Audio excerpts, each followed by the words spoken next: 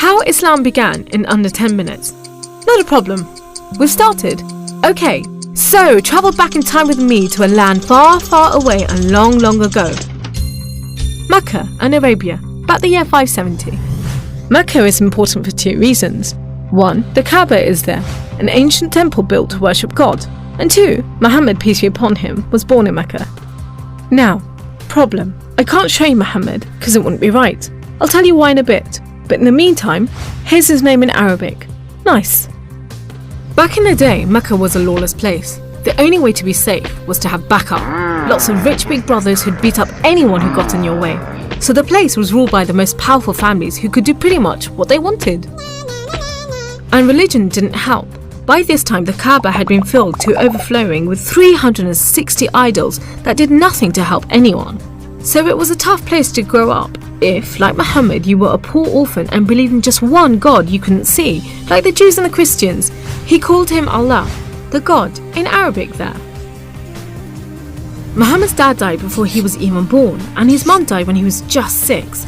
So he was brought up by his grandfather, Abdul Muttalib, and then, when he died too, by his uncle, Abu Talib, who had the respect of the city's ruling families, so Muhammad was safe for the time being. Muhammad started out as a shepherd and then became a businessman, travelling about buying and selling stuff for rich clients. When he did some work for a rich widow called Khadija, she was so impressed by his honesty and skill that they ended up getting married, and for a while it looked like Muhammad was going places. Well, he was, but not how you think. Every year in the month of Ramadan, different calendar, different names for the months, there was a big party around the Kaaba when people made sacrifices to the idols. Muhammad hated it, so he'd get out of town and sleep in a cave he'd found on top of a nearby mountain. One night, Muhammad's praying to Allah when wham!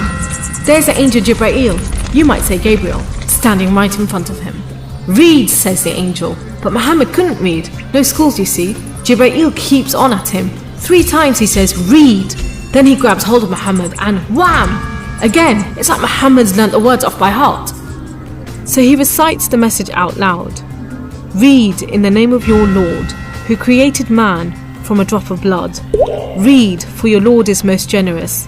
He who taught by the pen, taught man what he did not know. It was a message from Allah. God was speaking to him just like he'd spoken to the prophets in the Jewish and Christian holy books, which meant he was a prophet too.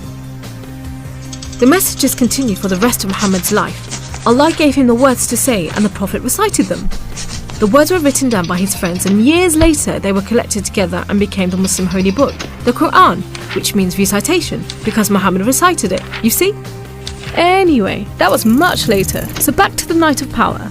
Muhammad tells his family, then his friends, and eventually everyone about Allah, that he's the one and only God, that he wants everyone to be treated fairly, and long story short, it didn't go down well with the ruling families of Mecca, who liked things just the way they were, thank you very much.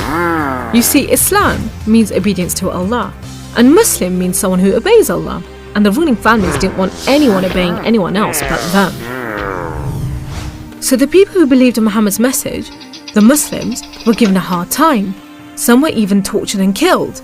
A few of them managed to escape to Abyssinia, Ethiopia. But most were stuck in Mecca. Muhammad also had to cope with the death of his wife, and then just a few weeks later, his uncle too. Feeling very down, he went to the Kaaba to pray to Allah one night.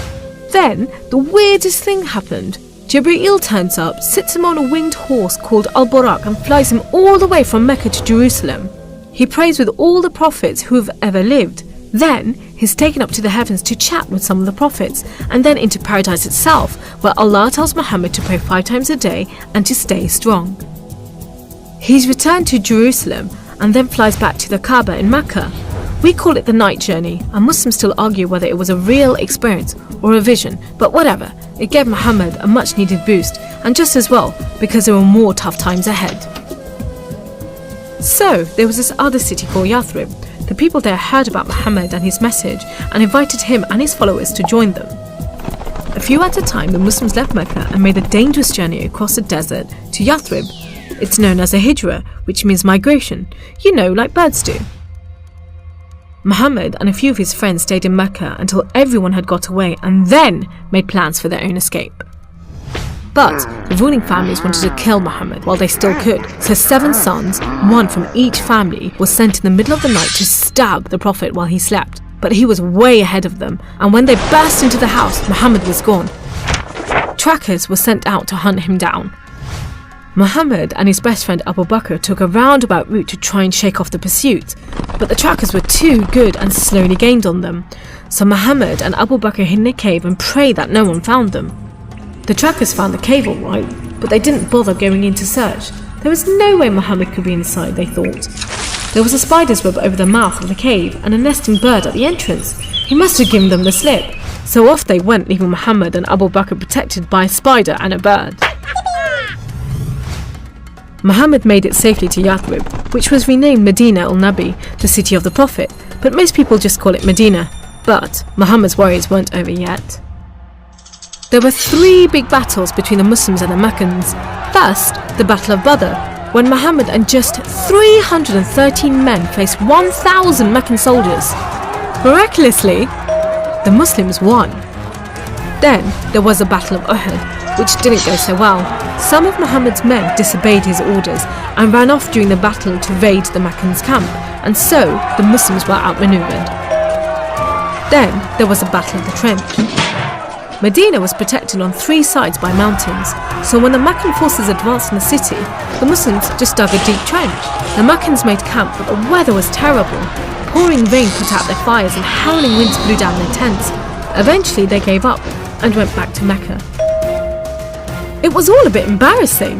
They were losing the respect of the local tribes who were flocking to join the Muslims. So a peace treaty was signed at Hudaybiyah, but it wasn't long before the Meccans broke it. Muhammad decided that enough was enough.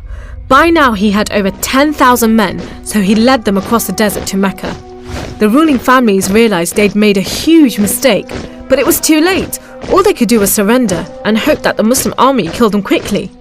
But Muhammad said there should be no more fighting.